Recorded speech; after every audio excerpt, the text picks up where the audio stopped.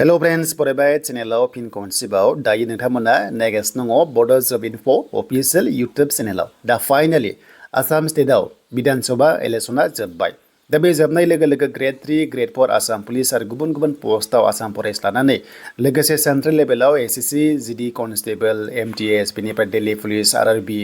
exam time फैबाय दा नोंथांमोना बयबो रेडि जानांसिगोन दा हिमन्त सरकारा फैफिनब्ला 2 लाख साख्रिनि एनाउन्स खालामखानाय दङ आरो जेनबाथाय फैनाय नङा नामा ग्रेड 3 ग्रेड 4 आसाम पुलिसा मा जागोन जों बिनि सायाव सावरायगोन लोगोसे फिजिकल टेस्ट आसाम पुलिस नोंथांमोना रेडि खालामखादो दा गोबाव खालामा जों थांनो मोनसे अफिशियेल वेबसाइटआव जाय नोंथांमोना चेनेलाव गोदान साबस्क्राइब खालामना ला जाहाथे लेटेस्ट साख्रिनि आपडेट नोंथांमोना बर' रावजोंनो मोननो हायो दा जों अफिशियेल वेबसाइटआव फैबाय अफिशियेल वेबसाइटआव फैनाय लोगो लोगो बाव साख्रिनि रिक्रुटमेन्ट प्रसेसखौ नोंथांमोना मोननो हागोन दा बेखायनो जों रेडि जानांगोन ना आरो जों माखासे बुक्स जों फरायनांगोन दा बेखायनो नोंथांमोननो मोनसे बिजाबनि बुक्सनि सायाव लाबोदों नोंथांमोना चेक खालामनो हागोन जों बेखौ नायग्रोनो जाय नोंथांमोना आपकामिं एग्जाम लिरगोन जेरै एसएससी जीडी कन्स्टेबलआव बेनिफ्राय गुबुन गुबुन पोस्ट जेरै आरआरबी दङ एनटीपीसी दङ बेनिफ्राय दिल्ली पुलिस दङ बावहाय सेंट्रेल लेभेलाव एग्जाम होनोबा थ' नोंथांमोना एग्जाम कार्ड दा जाय स्टुडेन्ट्सफोरा नेक्स्ट लेभेलाव आपकामिं कम्पिटिटिभ एग्जाम लिरगोन थ' नोंथांमोना आगरवाल एग्जाम कार्डनिफ्राय बुक बायनो हागोन जेराव कम्पिटिटिभ एग्जाम होनायाव गोबां हेल्पफुल जागोन जेरै एसएससी दङ एसएससीनि आन्डाराव एसएससी जीडी कन्स्टेबल दङ एमटीएस दङ बेनिफ्राय कम्बाइन्ड ग्रेजुवेट लेभेल दङ एचएस लेभेलनि दङ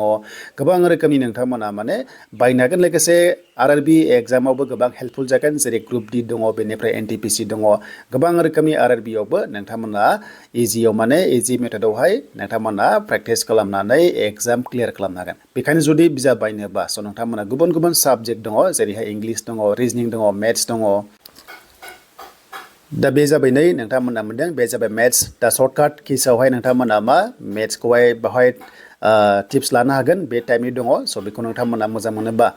बायबानो जाबाय लिंकआ दङ डिसक्रिप्सनाव एग्जाम कार्ड आगरवालनिफ्राय स' नोंथांमोना बिजाब बायनो हागोन माने हेल्पफुल जागोन नेक्स्ट लेभेलाव दा बे जाबाय जिके नैबे जिकेखौबो गोबांथार हेल्पफुल जागोन जुदि नोंथांमोना नेक्स्ट कम्पिटिटिभ एग्जाम होनोबा आगरवाल नेक्स्ट लेभेल एग्जामनि थाखाय दा नैबे जाबाय इंलिश दा इंलिशआवबो साबजेक्ट दं नालाय एग्जाम लेभेलाव थ' नोंथांमोना एग्जाम कार्ड आगरवालनिफ्राय बे बुकखौहाय नोंथांमोना पारचेस खालामनो हागोन दा नै बेबादि टाइपनि दङ स' नोंथांमोना प्रब्लेम सल्भ खालामनो हागोन गोबांथार एग्जामावहाय हेल्पफुल जागोन जेरैहाय कम्पिटिटिभ एग्जाम दानिया आसाम पुलिसनि फिजिकेल टेस्ट जानो गोनां दङ बेनिफ्राय आसाम फरेस्टनि जानो गोनां दङ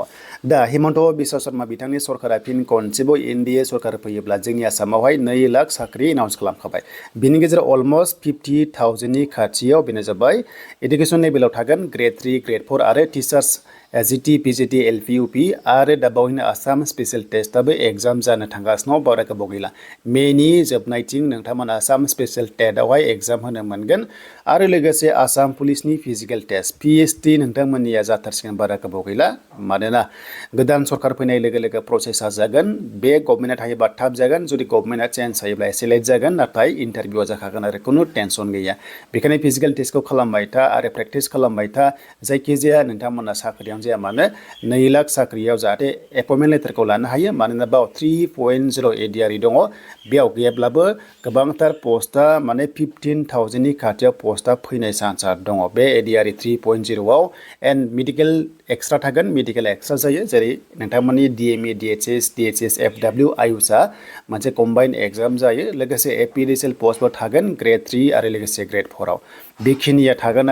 आरो जों नेक्स्टआव कभार खालामगोन बेनो जाबाय बिटिसिनि जेनोखि टेटनि रिजाल्ट होनो गोनां बेनिफ्राय ग्रेड 3 आरो ग्रेड 4 साख्रि होनो गोनां बेनि सायाव जों नेक्स्टआव सावरायगोन दा ओभारअल आसाम स्टेटआव हिमन्त बिश्व शर्मा सरकारा फैफिननाय लोगो लोगोनो साख्रिनि प्रसेसा स्टार्ट जासिगोन बारा गोबाव गैला जुदि कंग्रेस सरकार फैयोब्लालाय मा जागोन ग्रेड 3 आरो ग्रेड 4आ मा जागोन गोबां टेनसन जानो हागौ टेनसन लानांगौ गोनांथि गैया मानोना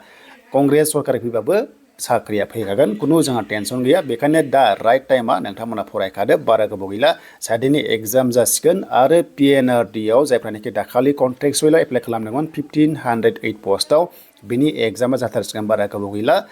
सर्टिं खालामनाय खामानिया सोलिगासिनो दं होनना खोनादों दा बेखायनो थाबैनो मे दाननि जोबनायथिं बिनि एग्जामा कन्डाक्ट जानो हागौ स' बेखायनो बयबो रेडि थाखा आरो एग्जामाव नोंथांमोना जाहाथे क्लियार खालामनो हायो